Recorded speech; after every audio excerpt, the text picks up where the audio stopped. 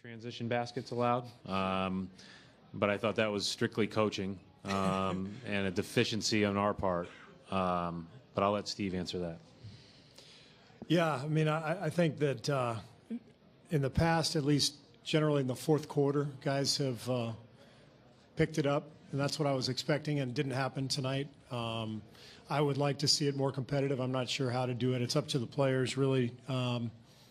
As a coach in the All-Star game, you ever seen that movie Weekend at Bernie's? Yeah. They might as well just bring, a couple dead bodies on the sidelines. We're not doing anything up there. Just prop us up.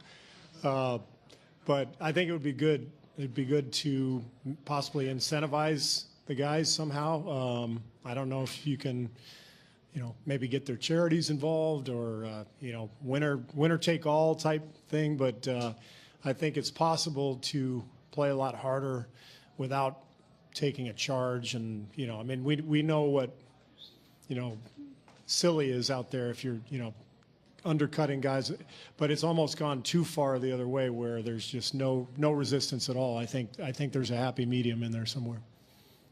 Next question again on the left side. Steve, Kevin Durant had a lob to Russell Westbrook, and the whole bench went crazy. Was that an exciting moment for you? Russell kind of downplayed it. It was just funny, with all the talk and everything going into the game. I guess that's kind of the beauty of the game is that, that's you just let the game break the ice, and that play I thought broke the ice, and our guys were all making fun of them, and they were both laughing, and it was a nice moment. Next question right here. Coach Kerr, why did you only give Russell and Kevin Durant only 2 minutes playing together? How many minutes was it? 2 minutes. That's all they played together? I don't know. I didn't really pay attention to how many minutes guys played together. I was just trying to get everybody, 15 to 20 minutes or so, and so that's just how it worked out. Why don't you put them together on the second half? Again, I didn't even notice. It wasn't anything that I consciously thought of. Tim Reynolds, back left. Steve, all the way in the back. Tim Reynolds with the AP. Keeping with the minutes conversation, DeMarcus, did he come to you and just ask out, or was there something else to it? No, I talked to all the guys yesterday, probably like Brad did. You come in, you ask everybody, are you healthy? How many minutes you want to play? And he told me yesterday, he said, I'm pretty banged up, and I really don't want to play much. Just give me a few minutes, and that's plenty. And then Kawhi at halftime told me he was done. He didn't want to play anymore for the same reason. He was a little banged up. And I mean, some of these guys obviously they play so many minutes in the regular season, so it's tough to come out here during the break and especially if you're hobbled a little bit. So I think it was smart for both of them to sit out. All the way in the back on 4. Zhen Yun from Attention China. This question for both coach. Just curious. Did you ever use the defense during out of the game? Talk to your players. Yeah, we mentioned it. I mean, we talked about trying to get back in it at the end, and talked about how obviously the one way to do that is keep people in front of you. But no, it probably should have been a bigger emphasis. In retrospect now. This side in the back, right?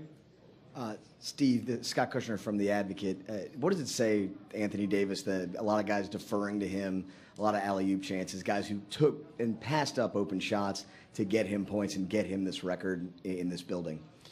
Well, it shows the guys recognize what the weekend is about. Anthony was kind of the unofficial host of the weekend. This is his team, his town here in this building, and I thought it was perfectly natural for our guys to go out of their way a little bit to get him the ball. Next question here in the third row. Coach Stevens, after being around Coach Kerr and all the players this weekend, is there anything in particular you're going to bring back to Boston that kind of carry us to a championship? You know what? it is really the best thing about being a part of this. The best thing about being a part of the weekend is just being around all the high achievers, and I think that you feel that in the locker room. You hear the discussions. Obviously, the game is played at, you know, not 100% full throttle, obviously, but I think just being around those guys and listening to their conversations and seeing what they're like, seeing even how they prepared for tonight's game, you know, I think that that's good. And hey, the consistency with which all-stars perform night in, night out in this league, it's what makes them special. There's a lot of guys that can go off on a given night, but these guys do it every single night, and that's really tough to do. And as we told them before the game, I hope they just take a minute to enjoy the journey that got them here. And, you know, they're an inspiration for kids, but they're also an inspiration for players in the league that want to be as consistent as them. All the way in the back in the center. Coach Kerr, this is Raymond Chen from HKKicks.com. Can you describe that little scene that happened on the bench after KD's pass to Russ? I saw some ice flying. I know that. It took a couple minutes to wipe up the ice and the water. But there were 3 or 4 guys who were kind of leading the charge with the laughter and the mocking. So I think it was DeAndre and DeMarcus and Draymond. So it was a fun moment. Over here on the right, 5th row. Coach Kerr, Jack Kelly from Sports Illustrated Kids. What was your favorite moment from today's game? I would say what Brad talked about, just being part of it, you know, and just meeting players who you usually have to play against, and then all of a sudden you see them in your own locker room and you're talking to them, getting to know them. Marcus All was really fun to get to know. DeMarcus was hilarious. So it's just kind of fun to have a totally different perspective on players that you're used to competing against. And what was your favorite part about coaching the All-Star team?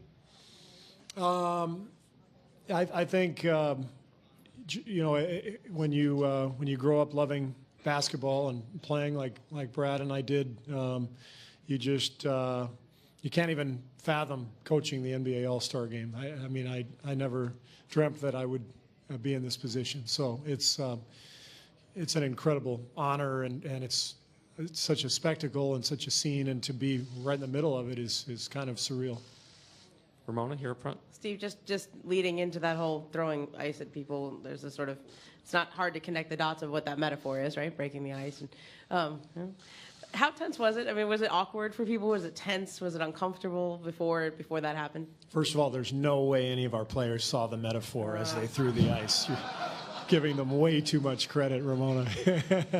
That's your job, is to recognize the metaphor. So I'm glad you did. But no, it was great. I mean, I think this stuff has all been blown up, obviously, but they're both great guys, and it's basketball. It's a basketball game, and guys are going to make decisions, and you know, players get traded, players get cut. This is all part of the NBA.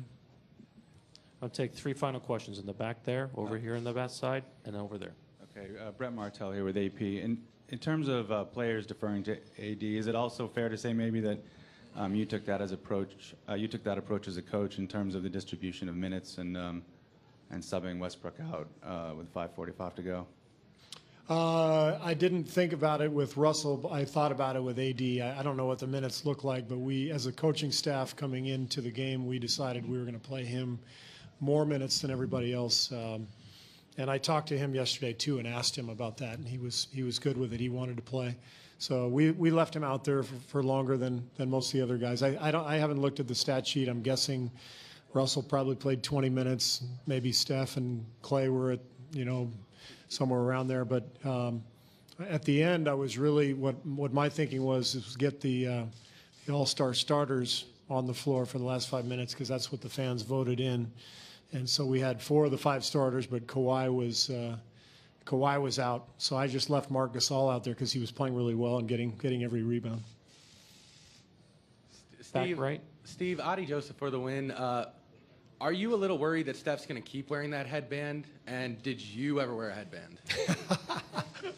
I was calling him Seth tonight during the game. He looked a lot more like Seth than Steph. But he said he may continue to try to wear it. And And no, I did not. I was dorky enough looking as it was. I didn't want to add to that. So, last question, back left. Coach Stevens, Mark D'Amico, Celtics.com. Can you just summarize how special this weekend was for you to be here with your family, all of your coaching staff, and then obviously with Isaiah as well? And then secondly, how many times have you seen Isaiah Thomas dunk? Yeah, I probably didn't say 5 words on the bench tonight, but I think I said stay in your lane after the first attempt. But I loved it because he missed it. He dribbled it out back behind the three-point line and drilled a 3.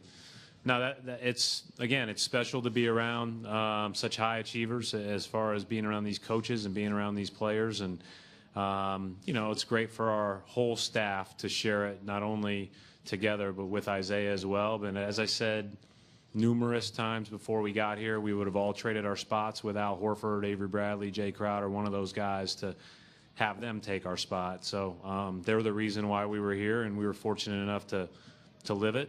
Now we get a couple days, and then the real world starts again, and that's a little bit tougher. Thank you both. Thanks. Thank you. Anthony Davis will be in shortly.